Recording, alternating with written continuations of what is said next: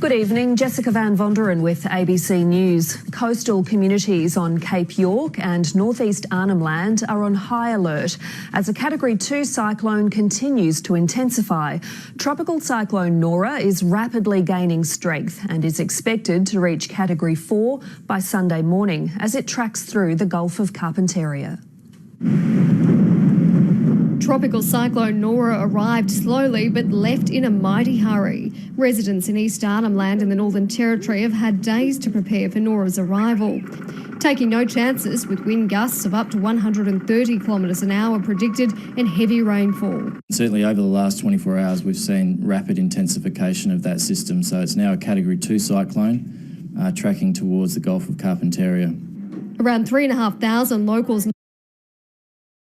made sure their cyclone kits were stocked and have spent the last few days clearing their yards. Just picking up the stuff from our small shop. At this stage, we still have to look after the guests that are in-house, so we'll still make sure that everyone's safe and secure here. Nearby outstations have been evacuated, particularly the elderly or sick residents, as a precaution. Yeah, we pulled most of our homelands out. We sent vehicles out last night, just in case. Some locals on the coastline are worried about how their houses will fare. Because this house is not good for all houses. Moving our people around the towns, the shelters and clinics.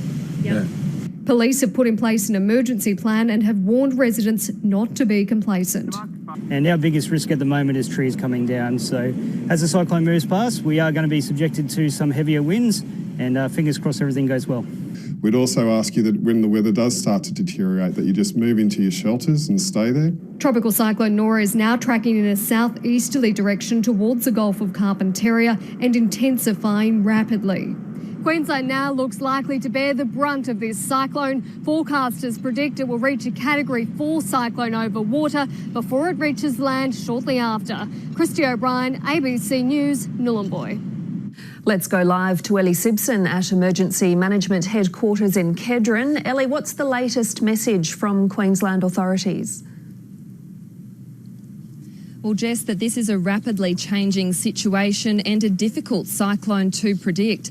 Nora is expected to be the first severe cyclone to hit the Gulf in 17 years. North Queenslanders are being urged to brace for heavy rain and flash flooding with up to 300 millimetres of isolated falls in some parts.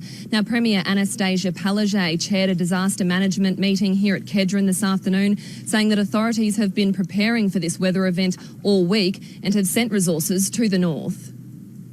We actually have already deployed some senior officers to these communities. That is the first time that has happened, and that is due to the remote locations of these communities. There will be storm surges, there will be gale forces, and there will be a lot of rain in that area. Now, authorities say that there is limited time left to prepare, so residents really need to make sure that they have those emergency kits ready with plenty of food and water. There'll be regular updates on the Weather Bureau's website as well as local radio. And for emergency services, there will be another meeting here tomorrow morning at 8 o'clock. And Jenny Woodward joins us now. Jenny, where is Cyclone Nora tracking at the moment? Well, Jess, Nora has been intensifying rapidly today. It's currently 490 kilometres west-northwest of Weipa, and after moving east earlier, it's now starting to track southeast into the Gulf. Now, the cyclone warnings and watches extend from the Northern Territory border all around the coast right up to Thursday Island.